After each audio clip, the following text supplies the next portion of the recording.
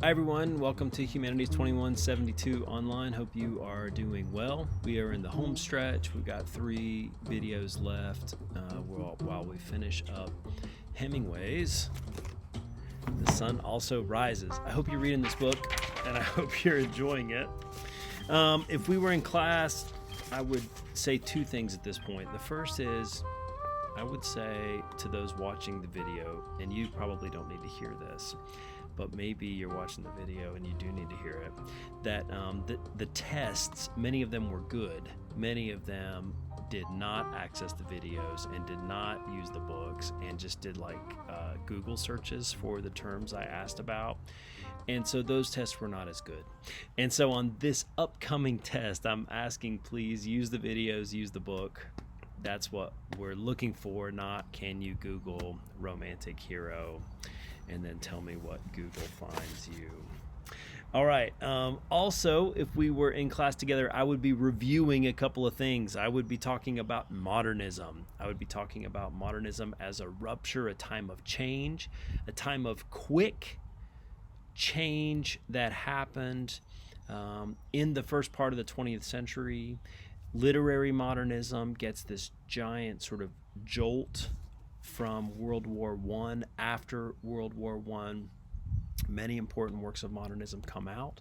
I would talk about modernism as a time of experimentation, a time when people are experimenting with storytelling and with all kinds of visual arts, as we saw in architecture and music. We could talk about, we could listen to Igor Stravinsky's The Rite of Spring, which is this famous piece of music that supposedly caused a riot when it came out. But the idea is that these people are living in a new world, in a new time, and so they are using new ways of storytelling to get their point across. This should be easy enough for you. You, students in 2020, are also living in a new age, a new time, and you see the rupture and the change that happens quickly when historic events happen in society. I would talk about the iceberg theory as a review. I would talk about how Hemingway would write and then he would cut. And so he would leave part of the story out for us to put in, particularly in this novel. The big event that's not in the book that we can't read about, but is in the book, is the weekend that Robert Cohen and Lady Brett Ashley spend together, and the ramifications of that are all over today's reading. I would talk about the lost generation over and over, which we've talked about a couple times now, and was in the video and was in the you might think of that picture of Gertrude Stein and Alice B. Toklas in their Paris salon. Salon was not a place to get your nails done. It was like a place where intellectuals had conversations and artists. And I would talk about that as a group of people who, after World War I, people from all over Europe, but also all over America, went to Paris. And in Paris, so much experimental modernist art sort of ferments and grows out of that time. Not everybody's masterwork was written in Paris, but everybody, almost to the person, except maybe Virginia Woolf, who was important during this time, spends some time at least in Paris, and that's something that you should know. The last thing I would say, and I would say this over and over, and I'm saying it over and over now, we're reading this book because it's after everything else that happened in Humanities 2172. This book is after the Greeks, after the Romans, after Christianity has the dominance in the culture. This is after the Renaissance, after the Reformation, after Enlightenment, and after Romanticism. And what we're in now is this new world where people are looking for meaning. They're articulating for themselves different ways of meaning in a world that seems to have lost all the dominant narratives. We talked some about this, but we have these narratives of like, if you work hard in our society and sorry, a lot of action here today. If you work hard, you go to school, you get an education, things will work out for you. You can sort of work your way up into financial stability and the American dream. That's a narrative that we have. We also have a narrative of a romantic connection, that we will find this person and we'll settle down with them, and that we will be happy for the rest of our lives when we find them. We have narratives of faith that say we're made in the image of God, we're separated by God from the fall, and so we're reconciled to God through Jesus Christ. That's the narrative of Christianity. All of these stories that we have that are touchstones of meaning in our culture and in our world and in our society, these people had those same ones, but they had broken down, and you could make a strong case that in the 21st century we have even fewer of those, and that all of those have broken down as well. We've certainly rewritten the rules on what a lot of those narratives say, or at least what meaning they provide to us. Okay, what does it mean? It means we've got a character, Jake Barnes, and he goes looking in this section for some meaning, and he finds it in two particular places. The first one, I want to go to page 124, and he is out with Bill Gorton, and then they come across an English guy called Harris, and they go fishing. That's the first thing we see in the book that provides some kind of like life-affirming meaning. Now, we haven't talked a ton about it, but we've talked enough about it. How much people find beauty in nature. And in this case, they're in nature, but they're also doing these kind of ritual acts. And I know many of you guys are athletes, and so I know many of you are also very familiar with the idea of rituals, that you do this thing and then this thing and then this thing and then this thing before you go play a round of golf, or before you have your big meet, or before you go out on the tennis court or play a basketball game or something, right? And what we see here on 124 is that there's an almost religious level of ritual and of care given to fishing. And I'm going to read, I don't know what chapter I'm in. 12? Am I in chapter 12? I'm in chapter 12.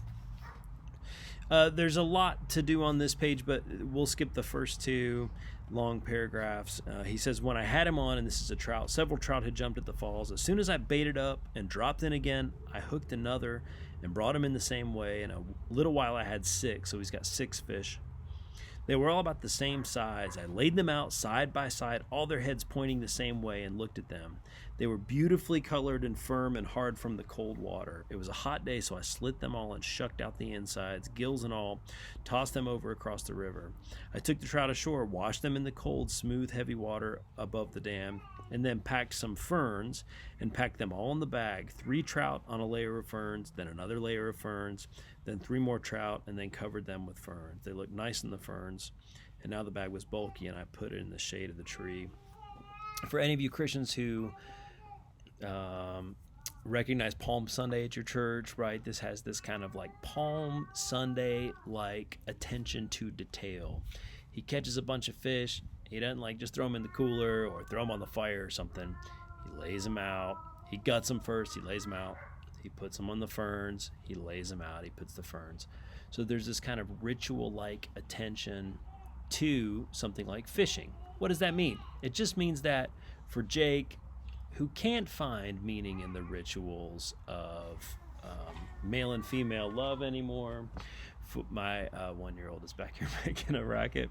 For Jake, who is not finding a meaning anymore so much in his patriotism or nationality, he's living in Paris, he's an expatriate. This is where he finds it, in fishing, okay? It's not bad. Probably you have something similar to this that you do. Maybe it's your outside run, maybe it's fishing, maybe it's hiking, maybe it's something, but something that you do outside that you give care to. That's the important thing, and it repays your care with some kind of life-affirming energy, okay? I want to go now and talk about page 137, and this is chapter 13, and this is where we get into the heart of the book. The heart of the book is that they're going to the bullfights, right? They're going to Pamplona for the running of the bulls, and they are going down here so that they can watch bullfights. Okay, I'm back. Sorry, I had to do a little fathering, little parenting. If we go to 136, and this is in chapter 13. Oh, let's go back first. There's a moment here at the bottom of 134 we got to check out. They take Harris, who's this English guy, with them, and they take him fishing. And then at the end of that time, this is the bottom of 134 in chapter 13. We walked back down the road from Roncesvalles with Harris between us. We had lunch at the inn, and Harris went with us to the bus. He gave us his card with his address in London and his club and his business address. And as we got on the bus, he handed us each an envelope.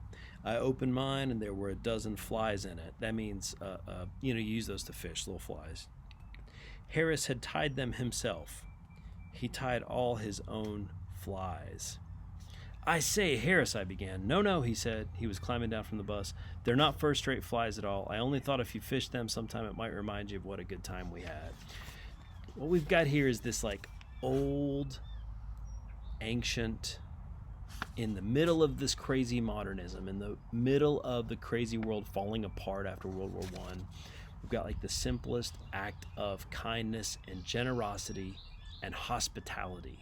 And what's happening in the book from here to the end is all these times when people will be kind to one another in the midst of some real ugliness, which we're going to get in the book. But when we're looking for meaning in this book, you have to look at these moments where human beings are just doing a simple act of kindness for each other, like Harris giving the flies. Go over to 136. Same chapter. They stay always at the same hotel. Jake does when he goes down to watch the bullfights. And it's this guy's hotel. His name's Montoya. This is top of 136. He always smiled as though bullfighting were a very special secret between the two of us, a rather shocking but really very deep secret that we knew about. He always smiled as though there was something lewd about the secret to outsiders, but it was something that we understand. Your friend, is he aficionado too? Montoya smiled at Bill. Yes, he came all the way from New York to see the San Fermins. Yes, Montoya politely disbelieved, but he's not aficionado like you. He put his hand on my shoulder again embarrassedly. Yes, I said, he's a real aficionado, but he's not aficionado like you are. Afición means passion. An aficionado is one who is passionate about the bullfights. All the good bullfighters stayed at Montoya's hotel, that is, those with afición stayed there. The commercial bullfighters stayed once perhaps and then did not come back. The good ones came each year. In Montoya's room there were photographs. The photographs were dedicated to Juanito Montoya or to his sister. The photographs of bullfighters Montoya had really believed in were framed. Photographs of bullfighters who had been without afición Montoya kept in a drawer in his desk. They often had the most flattering inscriptions, but they did not mean anything. One day Montoya took them all out and dropped them in the wastebasket. He did not want them around. The point here is that one of the things that Jake believes in is bullfighting, and he has afición for it. He has passion, and I don't want to make too much of it, but that word passion is the same word that we use to describe Christ's death on the cross. The passion. It is the sacrifice. It is the thing that you love so much that you're willing to sacrifice for. This is where we would have a great talk in class. What is the thing that you love so much that you're willing to sacrifice for? And I know that most of you have that. You have your sport, you have your job, you have your family, you have your studies, you have things in your lives that are significant to you that you absolutely are sacrificing for. The reward of those things is not here, it's in the future, and maybe even the reward of those things is in a lifetime dedicated to the pursuit of that. The point here is that Jake is welcome into this club of Spanish bullfighting aficionados. And if we go to 137, they were always very polite at first. This is when he goes to the hotel, and it amused them very much that I should be an American. Somehow it was taken for granted that an American could not have afición. Why not?